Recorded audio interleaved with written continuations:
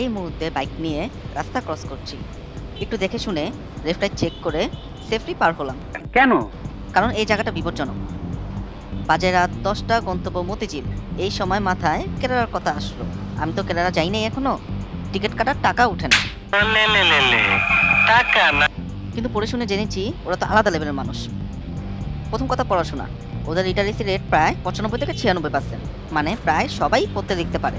আমাদের দেশে তো 75 থেকে 80% লেটেস্ট ডেটা। শুধু ডিগ্রি নয়, ওদের পড়ার অভ্যাস আছে ছোটবেলা থেকে। আর এখানে এমন হর্নের শব্দ,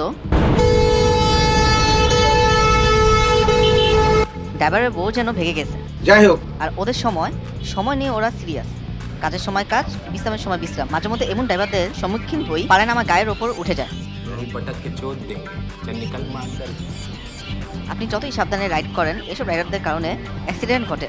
যে বিষয় নিয়ে কথা বলছিলাম, কেরালার মানুষজন স্বাস্থ্য নিয়েও সচেতন। ছোট অসুখ হলেই থাক ঠিক হয়ে যাবে বলে ছেড়ে দেয় না। ডাক্তার দেখানো ওদের কাছে দায়িত্ব, দুর্বলতা নয়। এই কারণে কেরালায় আয়ুষ্কাল ভারতে সবচেয়ে বেশি। পুরুষদের 75 থেকে 77, মহিলাদের 80+। পরিসংখ্যান বলে এটা কল্পনা, রিয়েলিটি। আর নারিকেল, এটা ওদের কাছে কোনো স্পেশাল জিনিস না। নারিকেল মানে রোজকার জীবন, খাবারের তেলে, পানিতে, সব জায়গায়। ওদের কাছে নারিকেল ট্রেন না, অভ্যাস।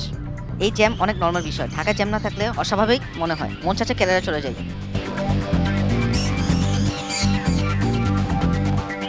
আর একটা জিনিস আমার ভালো লাগে, কেরালার মানুষ শো অফ করে না, কাজ করে, চুপচাপ থাকে। বাড়ি বড় হোক বা ছোট। আমার অনেক সময় দৌড়ের গল্প শুনি, কিন্তু কেরালার মানুষ দেখায় থামতেও জানতে হয়। কিন্তু আমি থামবো না। অনেকক্ষণ জ্যাম ঠেলতে ঠেলতে একটু মুক্ত মনে হলাম।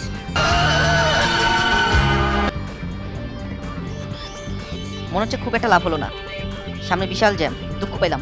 আর এক রাস্তা আটকে দাঁড়িয়ে আছে। আপনারা বলি না ভাই, বলেছি সাথে কথা। এই ঢাকা শহর তাদের, আর ট্রাফিক পুলিশ আমাদের। এই যে ভাই, একটু থামুন।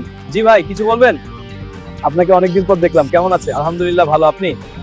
কেরালার এই গল্পটা আমি রাস্তা থেকে বলছি না, পড়ে জেনে ভেবে বলছি। মানুষ বোঝার জন্য সবসময় সেখানে যাওয়া লাগে না। কি মামা, উকি দিয়ে কি দেখেন? যে জ্যাম কিভাবে যাব বুঝতেছি না।